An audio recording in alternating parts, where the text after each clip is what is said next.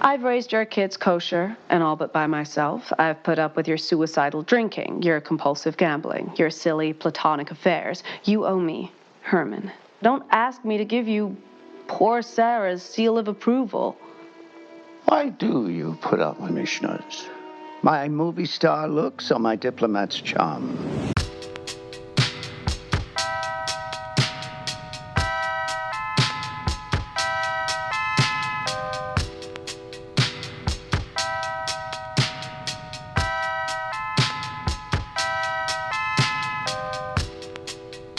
Hi, welcome to The Night Before, a movie podcast where my husband and I discuss the movie we watched the night before. We typically go to a brewery or coffee shop or breakfast place, tea shop, wherever we decide, usually someplace local, and just talk about our views and opinions about whatever we watched the night before. Yeah, and this is the closest we've ever come to like the next morning coffee, because that's our current beverage of choice. Yes. We had a quick breakfast. We're at King State Coffee and Brewery in Tampa, Florida. Again, we're still hanging out in Tampa. King State's sort of a favorite of ours. Yes, definitely. Years ago, they brewed coffee. They were coffee roasters. And a couple years ago, they opened this awesome spot in sort of central Tampa, close to downtown. And in the mornings, it's coffee and breakfast. Delicious breakfast. My breakfast was so good. And great coffee. I mean, some places you have to go and we used to order a lot of Americanos. Yes. From places. But places like King's, because you would order an Americano, my theory was the drip coffee at a place wasn't great. Mm. But you wanted something more than an espresso. Right. So you got the Americano so you could drink on it longer. And it was a little stronger and richer. But here, the drip is awesome. Their roast is great. So we just get... It's excellent. And the food, their breakfast, and particularly they do pizzas on Fridays and Saturdays, I think. Friday, Saturday.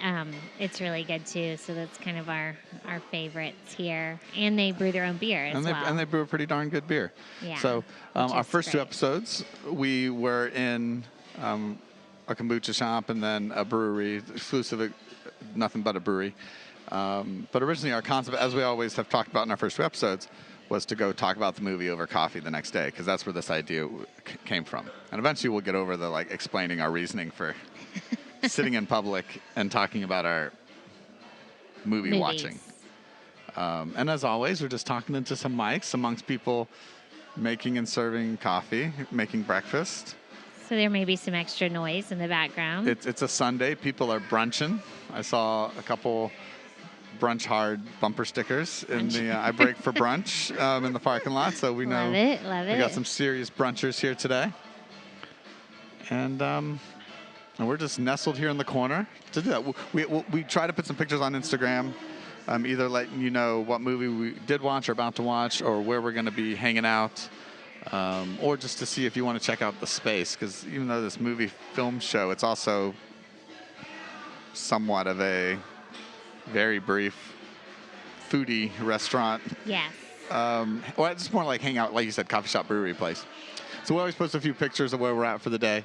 And so we'll put those on. I think all our social media is Night Before Podcast. If you search that. On Instagram. Mm-hmm. And that's Twitter, really, right? Yeah, but Instagram's really the main thing we're using. Okay. Because of the visual, but it's there. We got it up and going. All right, so also tonight's special because today's special because tonight are the Oscars. I'm so excited about the Oscars. I don't know if I'm Especially excited. this year, because we've watched more movies, or I have watched more movies that are up for Best Picture than I've ever watched before. So sometimes we make a big deal about the Oscars. We have Oscar food. We have Oscar bets going on at our house. This year, I think we're just going to watch it amongst doing work. Yeah. Like I said, we get excited about the Oscars. There's still plenty of problems with the Oscars, we'll say. Well, we'll talk about that. Well, not only the films, just the whole, Academy in general. And yes. I mean, we're definitely of the mind that like the films we like either don't get nominated or absolutely. Well, there's or don't all or kinds to- of yeah, issues. lots of with issues, them. but still just the idea of still celebrating film in some capacity is still, I think, still very worthwhile to watch. Absolutely. Like just and I think that raises the conversation about movies and the whole Academy and the Hollywood machine. Why or why not a certain picture would be picked or not picked, and Yeah, the fact that, like, as ridiculous as it seems, Minari, I think, doesn't even stand a chance for Best Picture, our last episode, simply because Parasite won last year. And it's almost like this. And that will be really disappointing to me. The real disappointment of the Oscars is that Sound of Metal will not win Best Picture. Well, but we know that's not going to win. Yeah. But the conversation last night was that Minari wouldn't win because Parasite won last year. You can't have two simply Korean because it films was too in a row. Korean. And I said, why? Because every year we have American films win.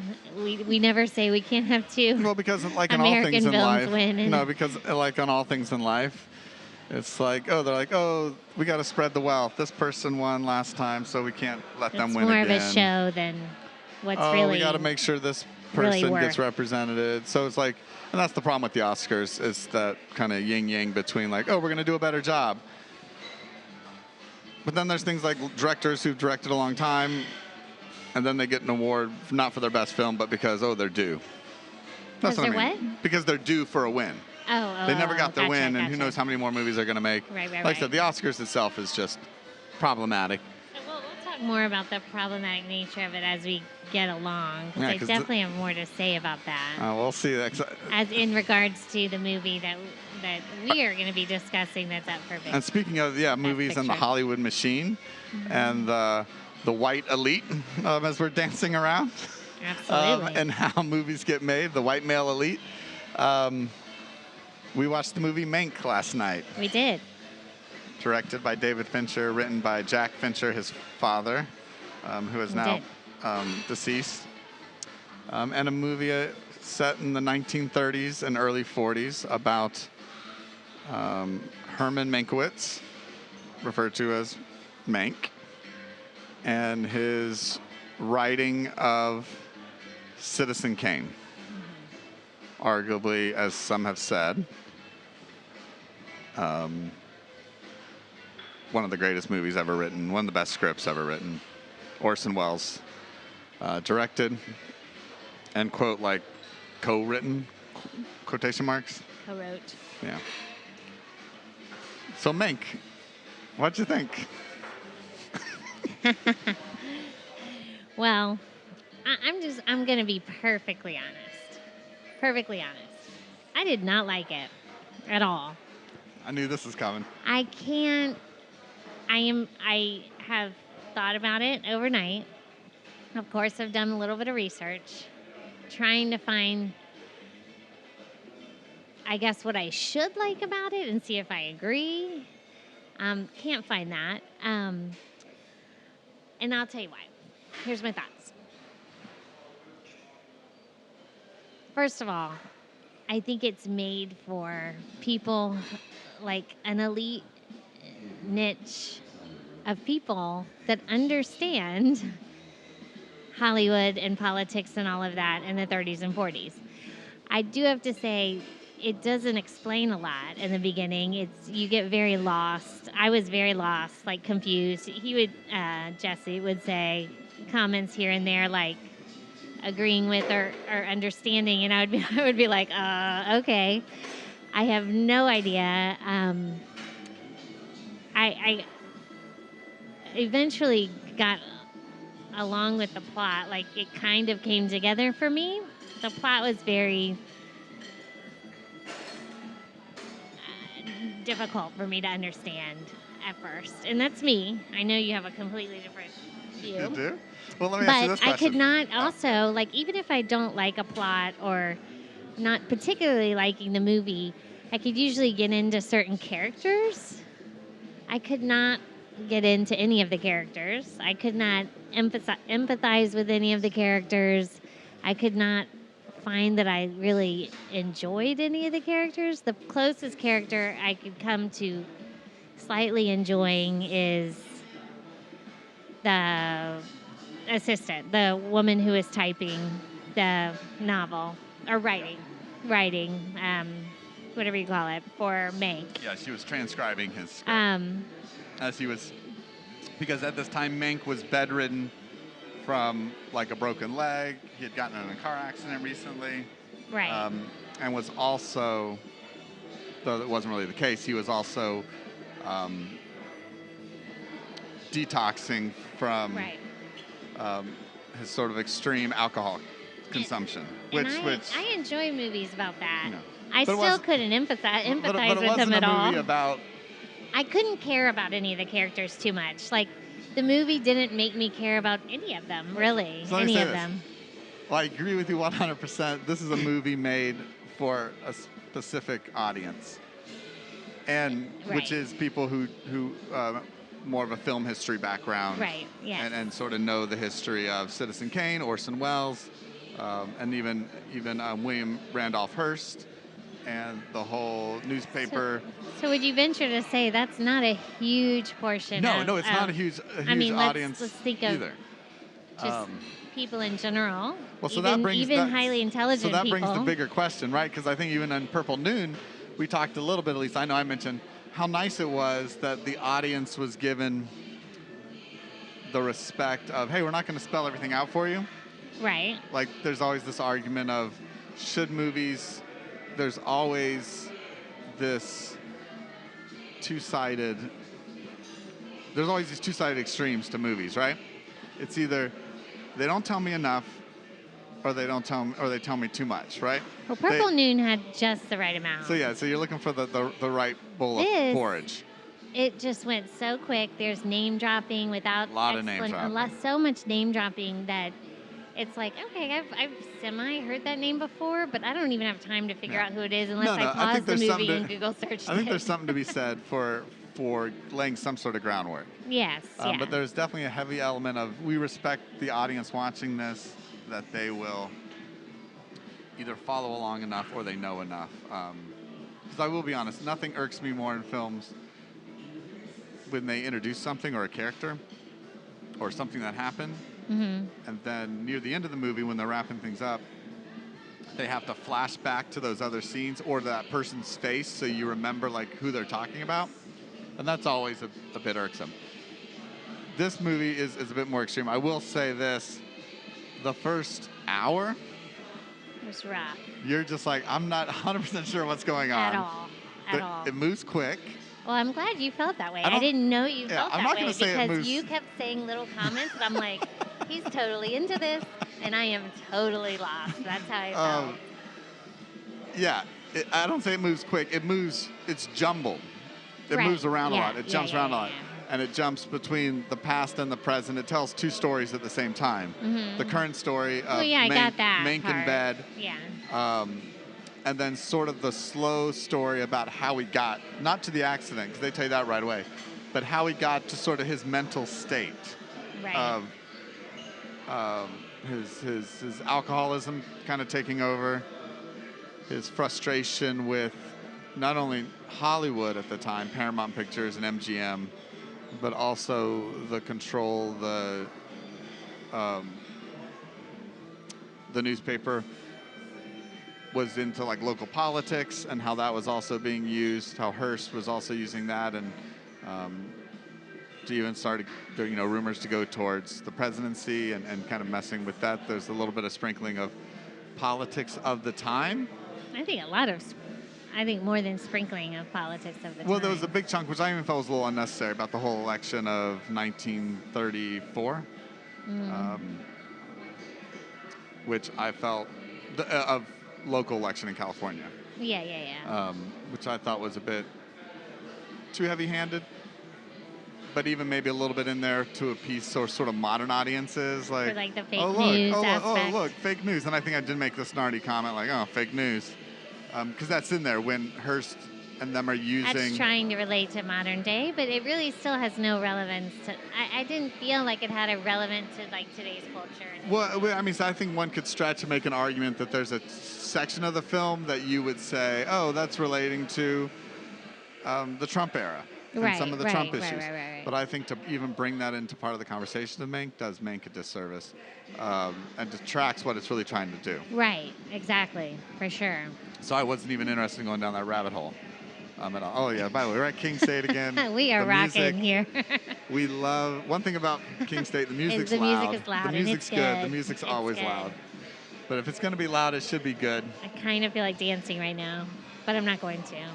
And if you're a little sleepy on a late morning and on a Sunday, if the coffee doesn't wake you up, the music will. Absolutely. No, so you didn't like Mank. I will agree with you about story-wise. It's tough to like Mank as a story. I did not know you felt that way. So. As a narrative. But is there something to appreciate? Well, here's the struggle, right? David Fincher is, I feel, a masterful filmmaker. Yes, I'll agree with that. Technically, sure. the way this film is shot, I think you could, and you would want to do this. Okay, I was going to say I think you could put this film on mute and maybe not sit there for the 2 hours and 10 minutes that it runs and be engaged. But I think just watching it and seeing it looks great. Not only does it look beautiful in black and white and filmed and very cinematic, but at the same time, he's made it look exactly like a film from the early 1940s. Yes, yeah, I agree. That was a good part of it. I did enjoy that part of it. I mean, and so much so that even the way everybody's voice sounds, you know how you watch old movies and that they're not as full, the voices, like it's almost like the bass is taken out of everything. It's all just like middle range of sound. All of the speech and the dialogue, like if you had a blindfold on, because it looks, even though he's done a lot to make it look like an older film, you could watch it and say like, oh, this is a modern film made to look old.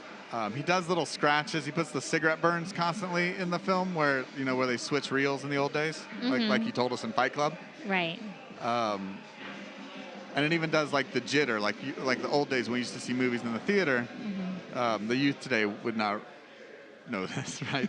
But it would have not only you see the little cigarette burn in the top corner real quick, the little hole, but the film screen like jitters just for a second, like as you switch over film reels. That's present in this, like and it's you purposely liked that done. about that. Yeah, but it's not over the top. It made it unique. It's just there to give the feel for the film. The way the light, everything is like any sort of light that comes out of light bulbs or windows or sunlight, it oversaturates the film like it would, and there's that glow and sheen almost like on everything. So watching it and listening to it as just a movie making, I'm not saying script writing, because I would say even the acting is top notch. I think everybody does a great job. The acting is good. Gary Oldman is phenomenal. Like, he's so good as Mank. He is good. He is. So I say, where does this movie hurt? The script. Yeah. And then we get into that. Yeah. Also, this is a movie about not toying with someone's script, right? Right. Orson Welles wants credit for writing Citizen Kane. At the end, because Mank realizes how great of a script it is, he doesn't want to give up his writing credit. No, yeah. And he doesn't want his script messed with and changed by Wells in this way, or the studio or anything. And that was part of the agreement, like, hey, the studio's not going to mess with this. The movie starts off with Mank, right, almost mocking the studio process of, it's not just one screenwriter writing a film. These days, there's plenty of rewrites and there's writers that punch up scripts for studios. But they really show that, it's a room full of writers who are writing these early films of the 30s and 40s. When they all get together in the different rooms. And they're really just making a movie that these clueless, absent-mind film producers, studio heads, kind of come up with together. That want, right? And they make. I thought it was one of the better humorous scenes in the movie. For sure. Where they're all just going around the room making up a monster movie plot on the spot, acting like they've been working on this for a long time, and just doing like round robin trading. And what happens next? Right. Oh, what happens next? Right. Almost like he's sitting in a room with a bunch of children and doing like a story together, making up a story. Yeah, so, and then they even make up and use like literary buzzwords and names and motifs and themes to say, oh, but this will be present in it too. Mm-hmm. So this will be a monster, like, a monster movie with substance and depth. Mm-hmm. To see Mank go from that part to the very end, kind of respecting not only himself but his craft and like having confidence in himself, whatever you can say, as a writer, not feeling he's washed up. So I only bring that up. I think the weakest part of this whole movie is the script, which, backing up to that whole point about a movie about taking the script seriously, and not having other people meddle with it, like studio heads and whatnot. Did David ignore things or not? I have no idea. I didn't do any research about the script or about his father. I did not do research about that either, but... I wonder, is the script the way it is because his father wrote it and because maybe it wasn't scrutinized as closely as it might have been if it came from other sources? So I made a joke about like nepotism at the beginning of the movie too. I mean, probably, because I think it lacks a lot of, like... Or the people in this movie, Mank included, just didn't really have much heart. Like, much heart in them to sympathize. I don't know. I don't know enough about Herman Mankiewicz either. I understand that it was written in the 30s and 40s. I mean, set in the not written in the 30s and 40s. Set in the 30s and 40s. So they're not real concerned with, like, gender, race, all of that, equality. But at the same time, it's like, it's like a male fest. Oh, no, for there sure. are women characters, but there's nothing really complex or interesting about the women characters. I mean, they're not... Everything the women do or say is centered around the men, like... And then racially, was Hollywood that white back then? I guess. Oh, yeah. There is not, I mean, do you think it was, really? Like, there's not really any... No. You had some, but then this is also the era, slightly before it, where you still had, you had films like Birth of a Nation, which is just this extreme racist propaganda film.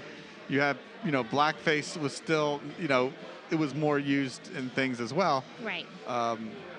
So, yeah, culturally, we were not there. And they had red face in this movie. They had the white actors as Native American. Yeah. Right. And then as far as, like, any kind, like, I like to relate to the women characters because I'm a woman. And I did like, what's her name? Amanda Siegfried? What's her name? Siegfried, yeah. Siegfried? Yeah. Her name was she was Marion Davis, right? Yeah. In the movie. I liked her. I don't think they gave her enough I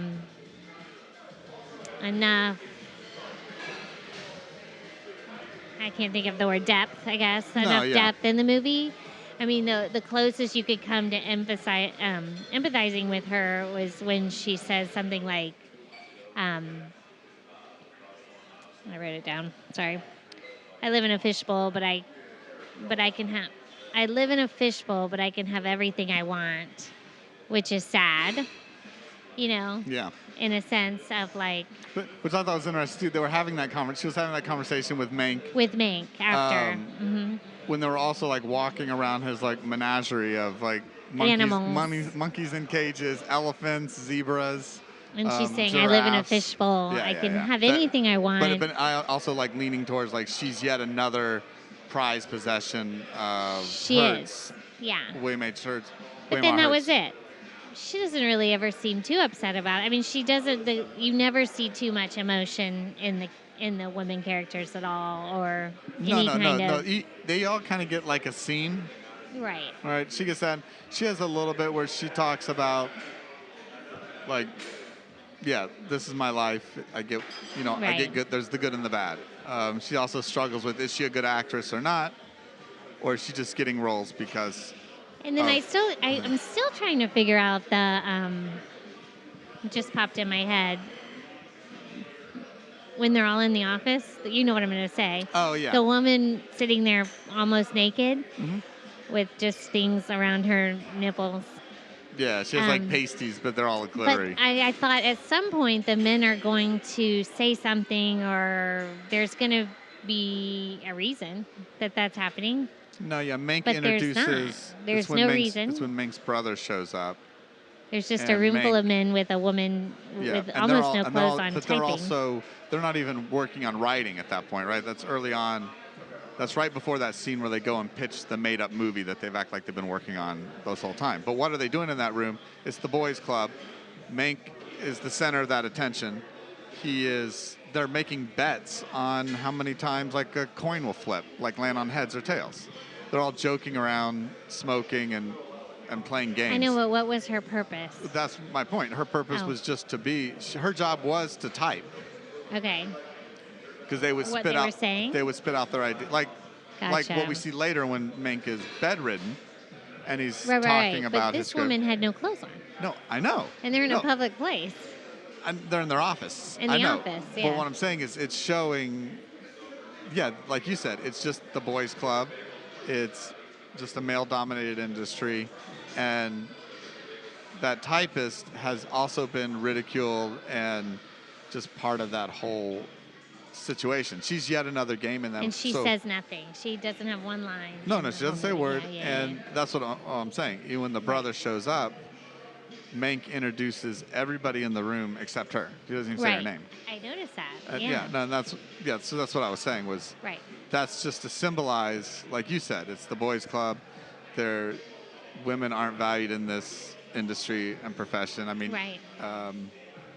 Even Amanda, who you talked about, her character, her roles are still like the only scene we really see her act is not even acting. She's screaming for help. The Indians are coming, damsel in distress, and she's tied up to a stake about to be burned at the stake. Right. And the other kind of major female character too is Mank's wife. Right. I did really like her. No, she's good, and who occasionally. They didn't give her enough depth. No, I don't say she stands up to Mank, but she voices her anger and frustration towards him often. She voices it, but she doesn't No, basically care. every scene is never anything loving. It's just something like. They're like a partnership. She puts up with whatever he does and never leaves him. She stays home and takes care of the kids. No, she has he her never moment. helps. She has her moment at the end. Yes. Where she at least, I wouldn't even say a moment. She has her moment where she confronts all the stuff you've been watching about her. Because she is referred to throughout the whole movie also by Mank and everyone. Poor Sarah. As poor Sarah, not even your wife. It's poor Sarah. But again, you're right. And she knows that. In general, there is this, and again, you have to interpret is it done on purpose just to showcase how things are? Right. Back then, as part of it, because a lot of this I view as David Lynch's or Jack Lynch's. This is not looking at this era, this golden age of Hollywood, as they call it. I don't think this is a film in any way looking at this in a glamorized fashion. No. I just think I think you can show how women are not taken seriously or not important or whatever, but also in a movie you put out now, give them a little more like internal depth of what's going on inside of them. That's all. A lot of David I'm Fincher not saying films. it shouldn't be that way because you're trying to portray how it was, but also you can in a way, just like in Minari, I guess, like you can give them a little more depth. And poor Sarah, that would have been a great opportunity to give her a little more depth. No, I agree. No, and that's my thing with this movie. I'm going to say this. Mank. Did I love Mank? No. Is Mank even kind of boring at times? For sure. As a story, did not enjoy it. It's something don't even feel like I need to ever see again. Like for filmmaking, I liked just the way David Fincher makes a movie. the score, like, for starters, the movie starts off like it looks like it's from the 40s. Yes, Just the title screen, and definitely. that's I mean, very they definitely engaging. capture that well. But what's even weird is these old title screens show up, but it says like the word Netflix there on the screen. Like that doesn't belong there, you know, because it looks like that. And then like Trent Reznor's name pops up, and Trent Reznor does a really great score. But you go, Trent Reznor's name shouldn't be on this screen. Not because he shouldn't be doing the score, but because just the way it's shot and looked doesn't look there. But what I really, you know, it's one of these things like, yeah, it was okay, it's fine. Even kind of thinking on a technical piece, like, is this Best Picture? Not even close, I feel. No. You I know, really hope it doesn't win because Best Picture. I would be I don't think it will. disappointed. Because it's so different. It's in definitely its different, approach. and like I said, if you're part of that niche that is really into that, Yeah. I'm sure it's, you know. And I felt a lot of Mank without holding a finger pointing, finger wagging tone. Am I doing that? No. I'm saying the kidding. film. I don't think it has that tone, but I do think it's more of a. There's nothing I think that looks at this era of movie making in the studios in a positive light. Right. Mank No, it included. doesn't. Except. But at the same time, it doesn't come out very judgmental of anybody either. It's almost like, hey, Yeah. this could have been from the era. If they were making a behind-the-scenes movie of what was happening during the writing of Citizen Kane and led up to it, this is what it would look like. Right. Except that, like, Mankiewicz, he never suffers any kind of consequences for how he is in any way. His alcoholism, his treatment of his wife, his fake, what he doesn't. I mean, if you want to say that Hollywood it's not putting Hollywood in a good light, I agree, it's not. Except nowadays, luckily, some of these people are being held accountable for some things. Well, there was that. Like the whole studio lot would get shut down. Right. This movie. No. Well, it's kind of like that now. Like the I'm Oscars. saying if it was back then. The Oscars have a hard time finding someone to give Best Picture to based on their male lead character. Yeah. It's hard pressed to find someone that isn't, controversial in some way, one shape or another. So your point about Mank, the character himself, which I agree. I think Gary Oldman, again, I really like him. I liked him. His acting was very Everything good. he always done is great. He's somebody that disappears into his role. Yeah. And even when you see him, whether he's like in a Batman movie or in this movie. I did not know he was Sid and Nancy. Sid Vicious, right? Yeah. Okay. I looked, that was part of my research. No, Gary Oldman's been all over the place, and I love him as an actor. And as for a movie that's called Mank, I would have liked, and I think this would have helped the story. I would have liked to just gone more into him. Yeah, me too. As a person and his struggles. Like I said, I usually like to empathize with someone, with one of the characters, and even if we would have been more into the struggle of his marriage and the struggle of his alcoholism, I thought that would have been.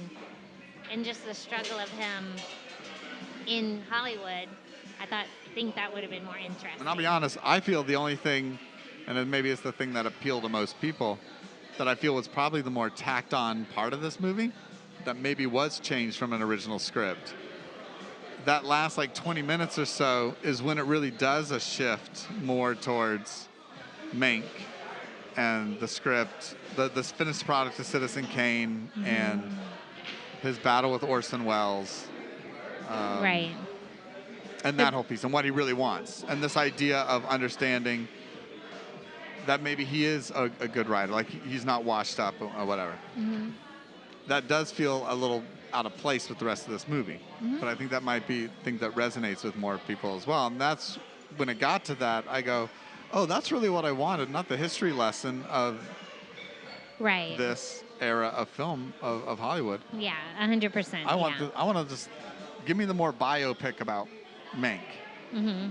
But then if they did that right, would then this have just been a run of the mill, not much to talk about other than the life of Mank type film, and that's really never David Fincher's interest. Right. He doesn't do those type of movies. So I don't know. Well, But it would have been nice just to get a little more about Mank and to whether empathize with him more or to see him his more true colors. Like you said, the only consequence he really had, which was never fully delved in other than just listening to people talk, he basically lost his career near the end of it because he had betrayed and gone and spoke out against the powers that be. Hertz, his bosses, he crashes the big dinner party, we find out eventually. right. So he loses that career, and this is his revenge script slash Which he becomes wildly famous for. So Yeah. he does lose his career, but doesn't. He does, but it's his his revenge script and his sort of return, or he finally reaches his potential, whatever you want to call it. Yeah, I guess so. But at the same time, would that have been a more boring movie of just, I don't know, I really liked a lot of the flashback stuff at the same time. Yeah, I know you did. Only I know. because, not that I thought it was really well done. It was good. I mean, I'm glad you liked it. Yeah. I'm glad one of us did. No, but I don't even know if I would recommend Mank to anyone. Well, here's the thing. But it's free on Netflix. Not to keep going on this tangent, but it can't win Best Picture because so culturally right now, Gary Oldman, he can't. He's part of this movement. He can, and it's not, I don't think, this is my personal opinion, and I have a lot of opinions about that, but they're just perpetuating the problem of letting actors who, because of their fame and whatever, have acted irresponsibly and recklessly and yes, does that have anything to do with his ability to act? No. I understand I know that's the argument you're going to take. Well, it's the art and the artist, However, when you look at, okay, so he's accused of a domestic abuse, right? Like beating his wife in front of his children. Accused, not convicted. Do we know when this happened? Yeah, like 2001 or something. Okay. 2000, maybe 2011. I don't know. Small children. I think his children are in their 20s now. Wasn't whatever. But, however, let's think about our profession. If we were accused of something like that, our careers would be over. But the Academy and the Oscars can keep lifting these people up. They have to be, people in most other professions have to be much more careful so they're not doing irresponsible things, of even being accused of something that might not be true, because it can ruin your career. However, the Oscars and the Academy continue lifting men up like this, and women that do things that are wrong, with irregard, because, they're good actors, it has nothing to do with their personal life. Well, I could be a good teacher, but have a terrible personal life. But that doesn't matter. We're not going to separate that. You know what I mean? That's my opinion. That's why I'm saying the Oscars are hard-pressed, i.e. James Franco, i.e. whatever, to find a picture, in my opinion, that they can responsibly award an Oscar to.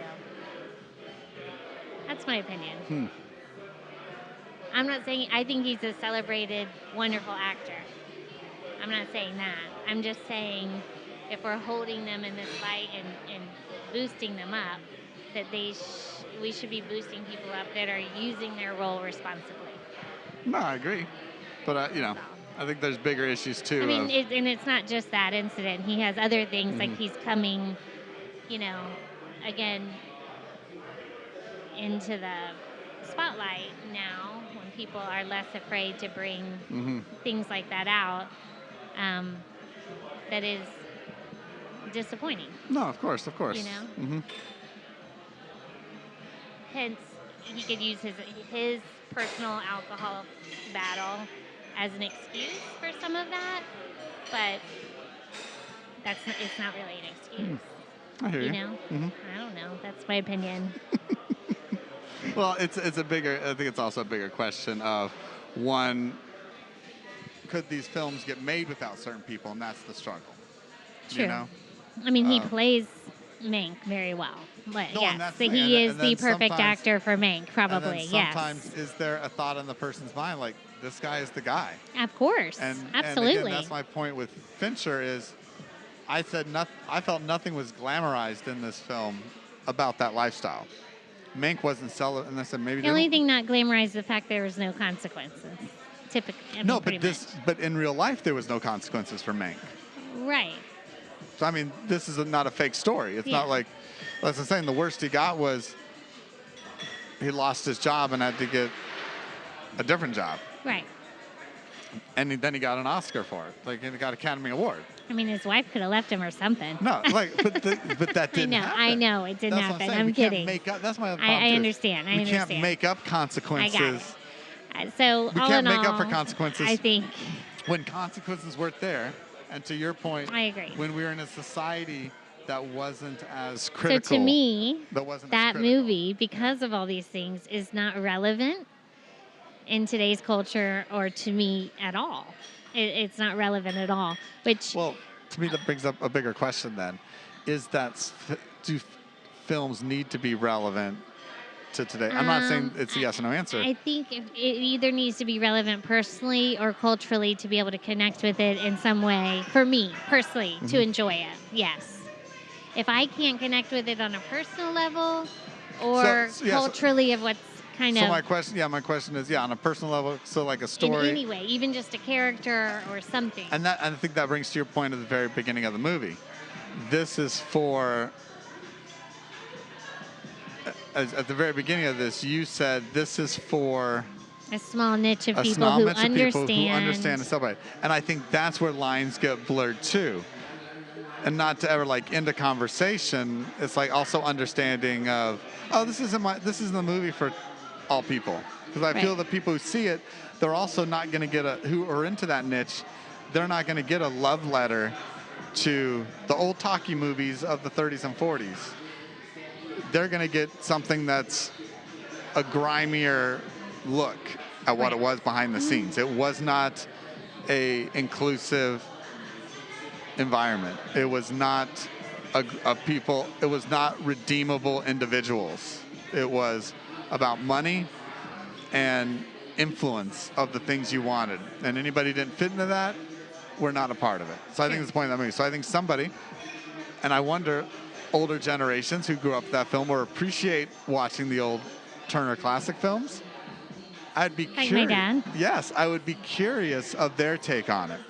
Because it's not a fanfare. You're right, that would be interesting. And I think to your point, that's the point of this movie. This point wasn't to make you feel good about Mank at all. Right. Or anybody associated with it. It wasn't makes you feel good like, let's celebrate Citizen Kane and Orson Welles. Not the point of this movie. I think in David Fincher's ways, his movies are typically dark and deal with the underbelly of our society. I mean, he doesn't make feel-good movies. No. At all. But And everything, and that's in this, I think that was part of this. The golden era of Hollywood was not even close to golden. so this makes a good point. I agree with that. Yeah. It doesn't glamorize at all. But it also doesn't go underbelly enough. It doesn't go far enough under the belly. No, I agree. I think there's a deeper... Like, I would have been more interested if it went really down in the underbelly. No, I think but there was it's kind of like somewhere blandly in the middle. No, to me. yeah. I think there's You definitely know? that. And To me. apparently this is the movie Fincher wanted to make right after he made like The Game and Seven, right before Fight Club, like when Fincher was all about the underbelly and things are not what they seem. Right. And those are some of his more grimy, grotesque movies in Right. general, like really expose society for what it really is. That it's not, you can put a fresh coat of paint on something, but it's still gross and grime underneath. I agree, this movie needed more of that. But then would that fit with the style in which he chose? I think some of No, it, the gimmicky style of let's make it look like this, helps and hurts it. It makes it, in some ways, he's putting that sheen on it that maybe I preferred wasn't there. Right. So I don't know. But I still don't think it's Best Picture. It's not. I don't think it's Fincher's. We'll be so wrong if tonight it becomes Best Picture. If it becomes Best Picture, it's because of some other political reasons. Absolutely. No question. Behind the scenes, and it's like your point, which is my point too at the beginning. There's a lot wrong with the Academy and the Oscars. That's why I was very hesitant when you kept saying we celebrate the Oscars. We're still I'm so like, excited to watch we never it. celebrate the Oscars. We No, never celebrate. I mean, as a tradition of just like you watch a show, like if you watch the Super Bowl, we don't particularly watch the Super Bowl, but it's an event because one of our children likes the Super Bowl. And I struggle with big sporting events for those same reasons you brought about glamorizing athletes and actors. No, so it's for different things, but it'd be very curious to see how Mank does. I'm also curious, why it's even nominated. In general for Best Picture, but at the same time, and I guess we can end on this. It's different. It's different. It's different, unique. But you can almost see a scattered brain approach to our Best Picture nominees. Yeah. You have something like Mank, which is David Fincher, for what he does, he's still part of that sort of Hollywood established director class now. He's one of the top. Dogs, unfortunately, for this is what it is. So you have him there. You have these things like Nomadland and Minari that fall in this sort of more traditional Oscar nomination. Okay, this is heartwarming stories. Promising Young Woman. Is that Best Picture? That's Best Actress. That's Best Picture. But I feel Promising Young Woman, Sound of Metal, and The Trial of the Chicago 7, they are closer to the types of films that should be winning Best Picture, because when you said Mank was different, these are the ones that are truly different out there. They're more contemporary, and they're moving the art forward by putting in contemporary elements into their filmmaking, representing the culture better and the time, and talking about the problems and the things that matter today to us. Which I think is a broader audience feels connected to It could be more broader, and it could be opening up, and I think it does. And I think it maybe not broader, because sometimes I think when we feel broader, I feel like it's this is sort of not dumbing it down, but it's it's least common denominator, right? I don't think they're that. But they're at least more accessible and inclusive to things that more people care about. Right. Done, but also pushing the filmmaking further. I think Nomadland kind of rides the line between the two. But so I don't think any three of those, Chicago 7, Promising Young Woman, or Sound of Metal will win. I do think it'll go towards that sort of more middle end. The broader one. People really like Promising Young Woman, but I don't think it'll win. I really liked it. I think the one that's really, to your argument, the one that's broad and hits all the buttons might be Nomadland, which we saw, but we didn't see it recently. We didn't see it last night before, so but we did see it, and we liked it. I liked others more than it, but I liked it. I really liked it, too. I thought it was unique, really unique. All right. Did you drink all your coffee? We forgot to cheers again in the beginning. We always did at the end. But you also had a mimosa. We'll let people know. Just one. I stuck with the coffee. All right, we've been at King State. We got to get out of here. They're going to kick us out. We've been talking on microphones in the public for an hour now. Yes, we got to go. All right. It was fun, though. I enjoyed disagreeing with you. No, I wanted, we said before, this was going to be a spicy episode. So we were ready for it to be spicy. I value your opinion. No, I value yours too. I like to, I like to explore, and that's part of the night before, is we explore. And we come at things with different perspectives. Complicated things, and we all struggle with the same things. Like any marriage, right? That's part of the show. All right, let's get out of here. Okay. They're cleaning all the silverware. You can probably hear it in the background. All right. And we don't know what our next movie will be. I don't know yet. What was that one I asked you about this morning? Really want to see that. Drawing a blank. Oh, I said, is this movie out yet? And you said, yes. I was like, yeah, it's on Netflix or something. It's on Netflix. I don't remember what it is now, but All right. Thanks Anyway. for listening. thanks for listening. We'll see you next time. Okay, bye. Bye.